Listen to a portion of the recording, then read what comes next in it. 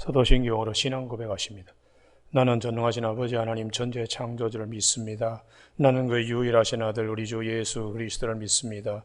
그는 성령으로 잉태되어 동정녀 마리아에게서 나시고 본디오 빌라도에게 고난을 받아 십자가에 못 박혀 죽으시고 장서된 지 사흘 만에 죽은 자 가운데서 다시 살아나셨으며 하늘에 오르시어 전능하신 아버지 하나님 우편에 앉아 계시다가 거기로부터 살아있는 자와 죽은 자를 심판하러 오십니다. 나는 성령을 믿으며 거룩한 공교회와 성도의 교제와 죄를 용서받는 것과 몸의 부활과 영생을 믿습니다. 아멘. 오늘 아침에 하나님께서 우리 모두에게 주시는 말씀은 히브리서 12장 5절에서 11절까지 한 절씩 교독하십니다. 히브리서 12장 5절 또 아들들에게 권하는 것 같이 너희에게 권면하신 말씀도 잊었도다. 일러스되 내 아들아 주의 징계하심을 경히 여기지 말며 그에게 꾸지람을 받을 때 낙심하지 말라.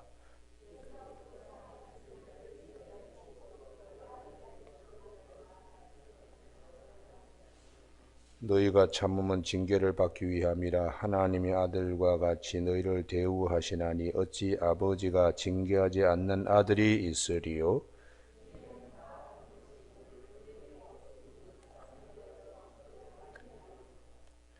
또 우리 육신의 아버지가 우리를 징계하여도 공경하였거든 하물며 모든 영의 아버지께 더욱 복종하며 살려 하지 않겠느냐?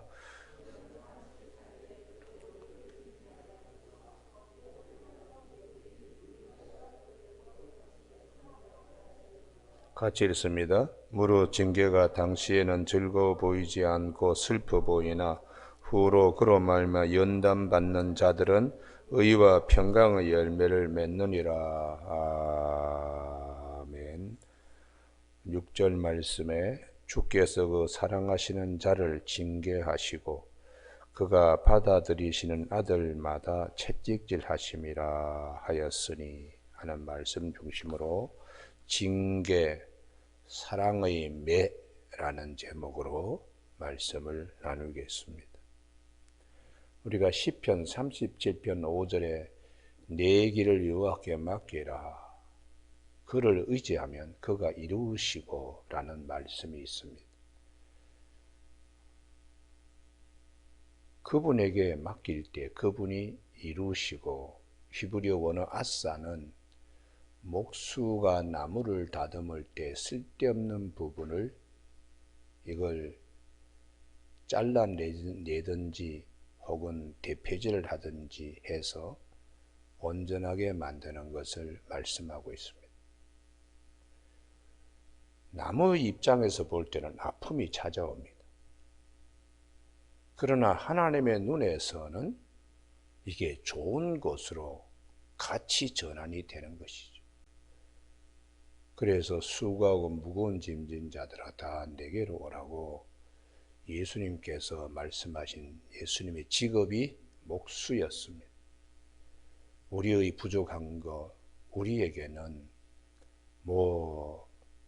바로 잡아야 되죠. 그래서 주님께서는 요셉의 가정에 목수의 직업을 통하여 내 멍에는 가볍고 쉽다. 소가 밭갈이 하는데 멍에가 자꾸 그냥 몸을 힘들게 하는 것이 아니라 쓸데없는 부분 잘 다듬어서 아주 효율적으로 일할 수 있도록 그렇게 목수이시기 때문에 그 말씀이 가능하십니다. 그래서 잠언서 오늘 본문 인용하고 있는 잠언서 3장 11절 말씀에 내 아들아 주의 징계를 여호와의 징계를 경히 여기지 말라. 그 꾸지람을 싫어하지 말라. 징계라고 하는 말은 야샬이라고 하는 것인데 이 단어는 무엇을 바로 잡다라는 의미를 가지고 있습니다. 그래서 목수가 나무에 손을 댈 때는 나무는 아프지만 참고 견디면 좋은 것으로 더 고부가가치가 되는 물건으로 바뀌듯이 징계를 가볍게 여기지 말라. 그 꾸지람을 싫어하지 말라. 이 토케하라고 하는 히브리어 원 단어는 바로잡다, 콜렉션, 이렇게 바로 이렇게 잡다라는 뜻을 가지고 있습니다. 그래서 6절 말씀 잠언 3장 12절에 해당되는데, 주께서 그 사랑하시는 자를 징계하시고, 잠언 3장 12절에는 대저, 왜냐하면 하는 단어가 있는데 인용하면서 그것을 빠뜨렸네요. 왜냐하면 주께서 그 사랑하시는 자를 징계하시고,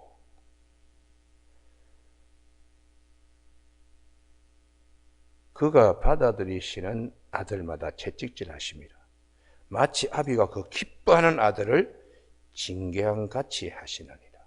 그 잠언서, 히브리서에서 인용하고 있는 잠언서의 말씀이 훨씬 더 우리에게 정확하게 그렇게 기뻐하는 자, 아버지가 기뻐하는 자식을 더 꾸짖고 더 다듬는다, 이렇게 말씀하시는 것이죠.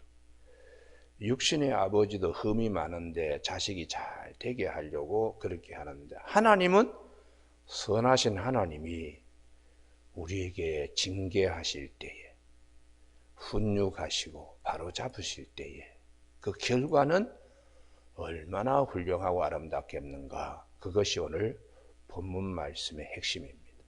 우리가 살면서 하나님이 왜 나에게 이렇게 벌을 주시나, 왜 이런 고난을 주시나, 벌이든 고난이든 넓은 의미에서 하나님이 바로 잡아주시는 것입니다. 그래서 하나님이 우리에게 주시는 여러 가지 징계, 훈육 방법 중에 하나가 침묵입니다. 침묵. 그래서 창세기 16장 보면 이스마엘을 아브라함이 86세에 낳았잖아요. 그리고 17장으로 넘어올 때 99세, 13년 동안 하나님이 침묵하십니다. 이것은 아브라함에 대한 하나님의 징계입니다. 우리가 하나님께서 영 마음에 들지 않을 때는 말씀하지 않고 돌아올 때까지 기다리는 징계 방법이 있습니다. 그래서 하나님의 말씀이 들려지지 않을 때는 긴장해야 합니다. 특별히 목회자는 하나님의 음성이 들리지 아니할 때는 굉장히 긴장해야 합니다. 성경을 보더라도 설교의 영감이 떠오르지 않고, 또 본문을 보더라도 위로부터 내리는 기가 막힌 말씀이 내려오지 않으면 긴장해야 합니다. 아브라함의 경우에 13년 동안 하나님이 침묵하셨다가 하시는 말씀이 창세기 17장 1절에 너는 내 앞에서 행하여 완전하라, 흠없이 걸어가라. 왜 그럴까요? 이스마엘, 하갈의 몸에서 난 육체의 소욕에 따라 생사는 아들이 전부로 그것을 희희낙낙거리는 모습이, 하나님께서 저거 언제 철들겠나? 언제 세상적인 것에 빠져가지고 언제 저게 제대로 제 길로 돌아오냐? 하나님이 기다리셨다가 99세에 너는 내 앞에서 좀 흠없이 걸어갈 수 없겠느냐라고 하나님이 오셔서 비로소 말씀하시는 거예요.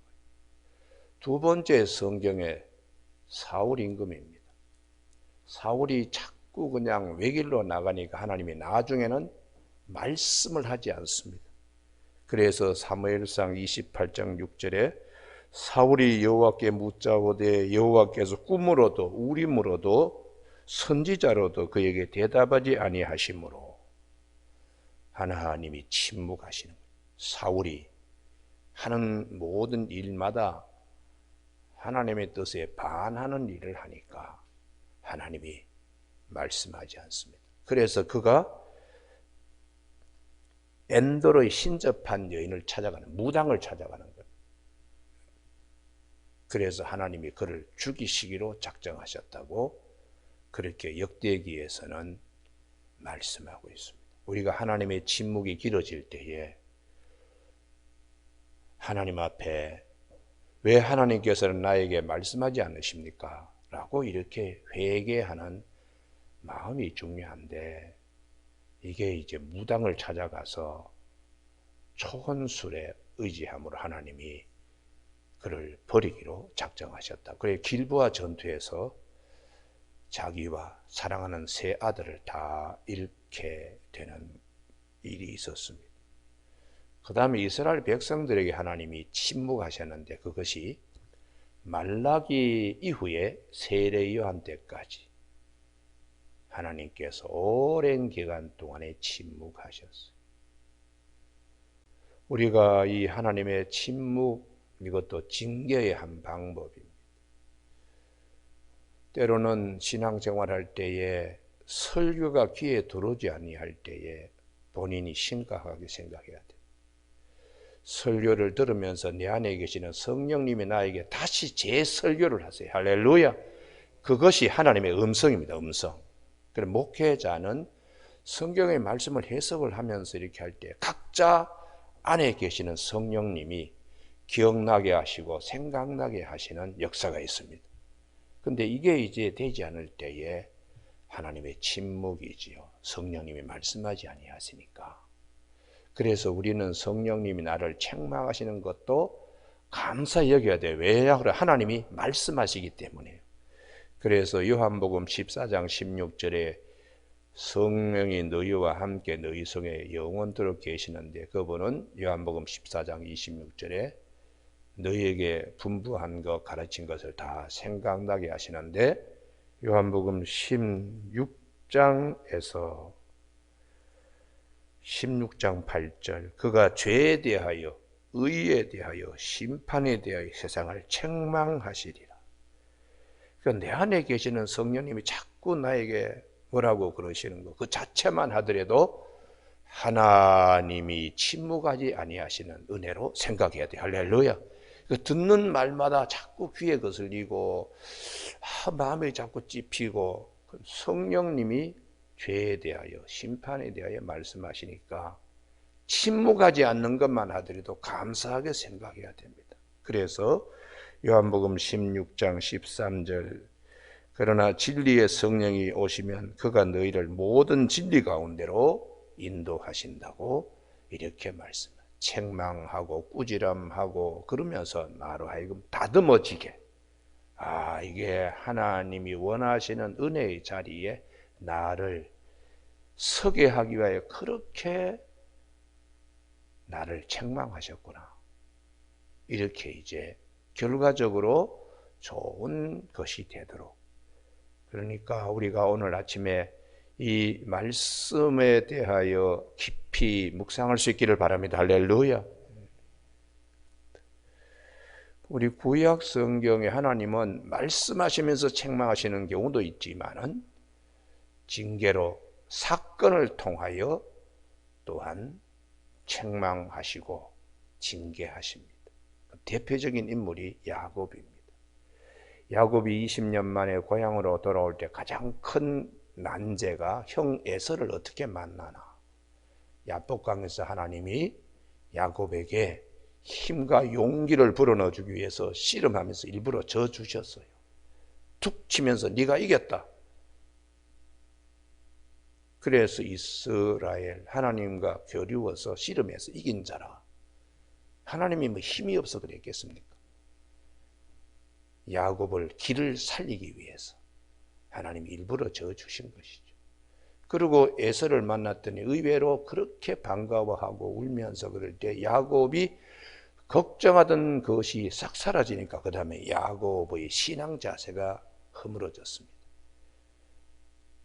양떼들, 가축들 생각하며 하나님과 약속한 베델에 올라가야 되는데 중간에 길이 바뀌었어요.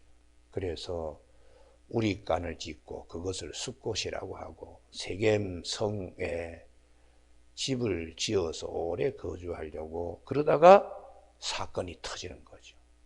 디나가 그 문명사회인 세겜에 나갔다가 성폭행 당하고 추장의 집에서 돌아오지도 못할 때 아주 집안이 아주 시끄럽게 되었습니다.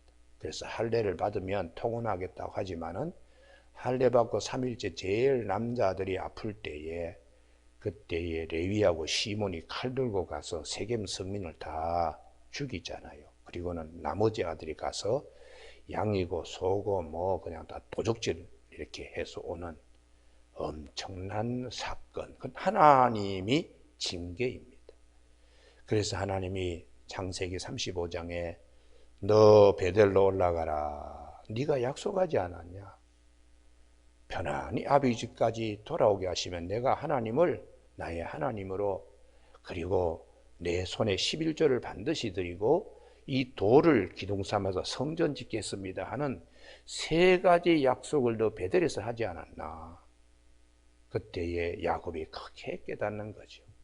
그래서 집에 있는 모든 부적, 금고리, 코고리, 뭐 이런 우상 이런 것들 다 그냥 상수리 나무 아래에 묶고는 그들이 새로 걸음을 걸어서 베델까지 하나님 앞에 왔을 때 그는 엘 베델이라고, 베델이 하나님이라고 그가 바로 서게 되는 계기가 되었다고.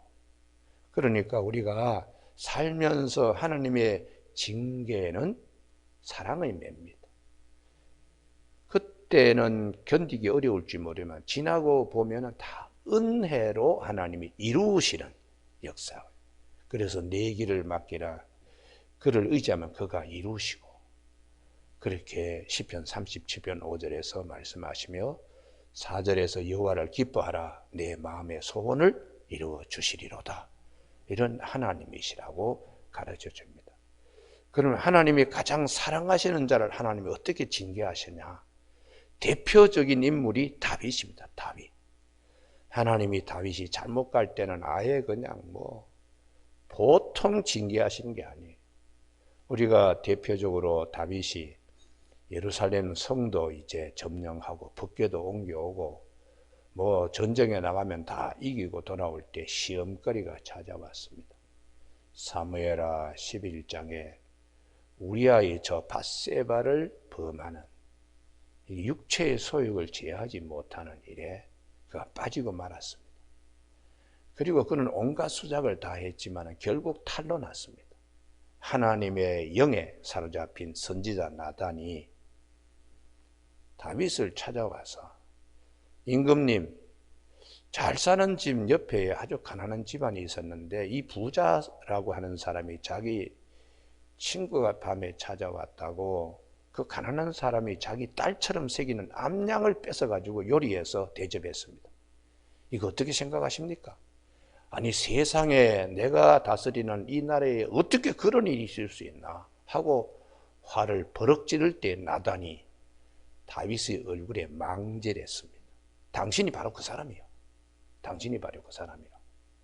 어떻게 우리아의 철을 갖다가 그렇게 하고는 우리아를 죽게 했느냐고 하는 말을 하므로 다윗이 궁궐에서 하루아침에 모든 권위와 모든 것이 다 무너져 내리게 하나님이 징계하셨어요. 그리고 난 다음에 다윗이 정신을 바짝 차렸지요. 그런데도 나중에 또 시간이 가면 또 변질합니다. 이번에는 소유욕에 대한 충동, 육체의 충동이죠. 인구조사했습니다. 내 수하의 군사가 도대체 얼마나 되나 하고 9개월 20일 동안의 인구조사함으로 하나님이 징계를 내리셨어요.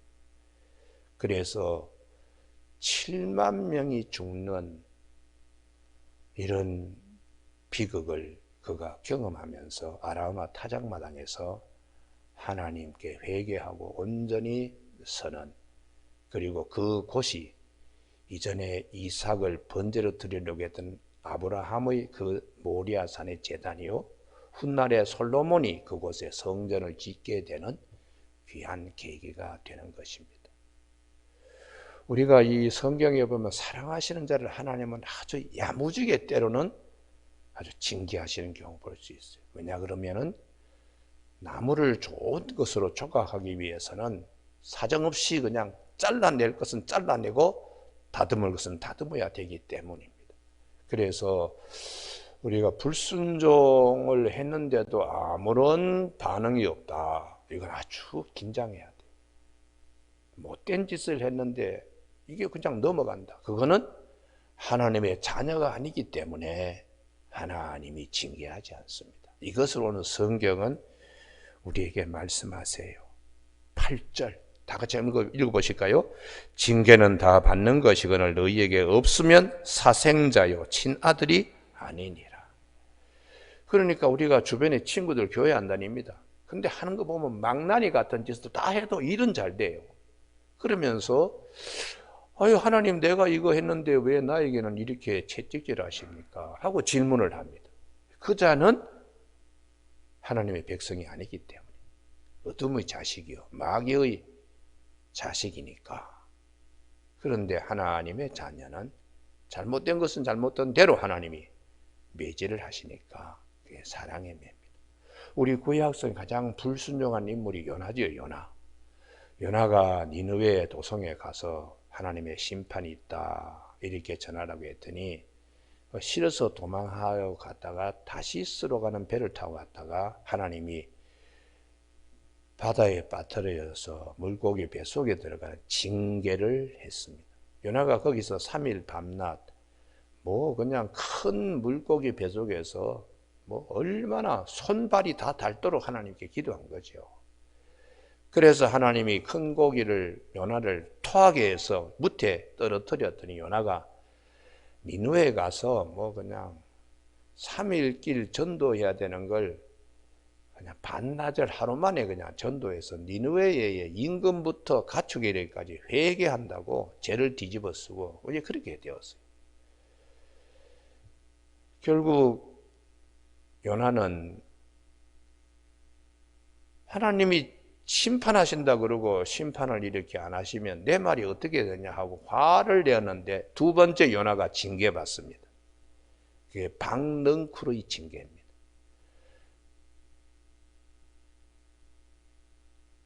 니느웨 도성이 어떻게 망하는 거 하고 나와서 보는데 너무 덥거든요. 그래서 하나님이 박능쿨을 갖다가 이렇게 키워가지고 차양처럼 우상처럼 이렇게 그늘지게 했더니 너무너무 좋아하는 거예요. 그러다가 하나님께서 그 박능쿨을 거둬가셨습니다. 그랬더니 요나가 뜨거워가지고 막 불평합니다. 그게 요나에 대한 하나님의 징계입니다.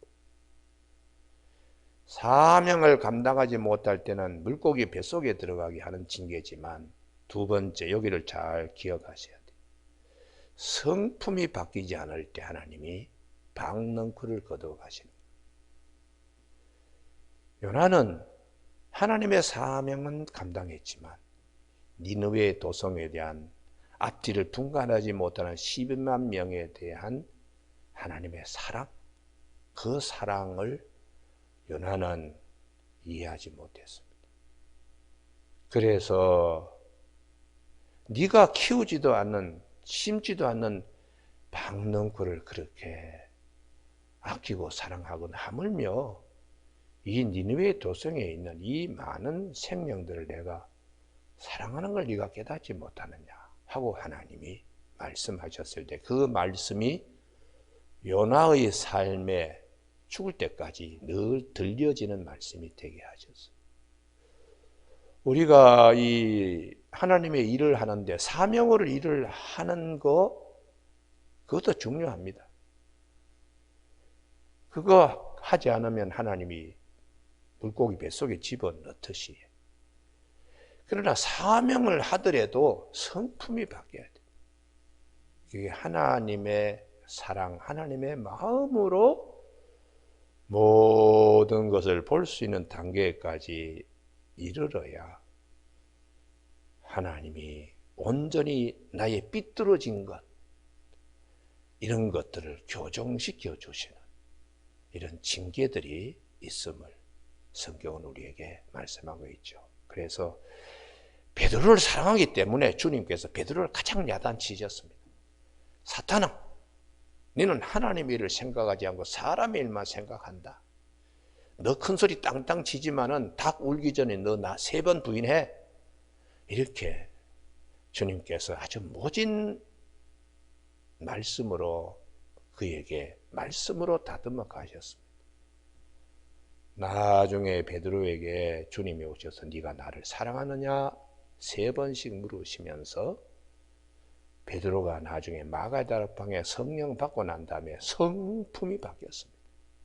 속사람이 달라졌습니다. 주님의 꾸지람을 들을 때는 아주 그냥 견딜 수 없었겠지요. 혈기가 있던 베드로에게 너 이것까지 참아, 검을 쓰는 자는 검으로 망해, 이런 수많은 말씀을 주님은 베드로에게 주셨습니다. 그러므로 베드로가 나중에 노사도가 되어서 하나님이 오시는, 주님이 오시는 것이 덕이다고 생각하지 말라. 아무도 멸망하지 않도록 오래 참으시는, 천년이 하루 같고 하루가 천년 같은 하나님의 이 세계를 기억하는 자들이 되라. 그러면서 사랑은 허다한 죄를 덮기 때문에 열심히 서로 사랑하고, 누가 말을 하려면 하나님의 말씀을 하는 것 같이 하고, 봉사하려면 하나님의 힘으로, 하나님이 공급해 주신 힘으로 봉사하는 것 같이 성화되게 말씀하시는 거룩한 베드로가 된 것을 성경은 우리에게 볼 수 있습니다. 오늘 아침에 11절 말씀 다 같이 한번 읽으실까요? 시작. 무릇 징계가 당시에는 즐거워 보이지 않고 슬퍼 보이나 후에 그로 말미암아 연단받은 자들은 의와 평강의 열매를 맺느니라. 베드로와 같이 훌륭한 자리에 이를 수 있도록 이렇게 하신다는 것이죠.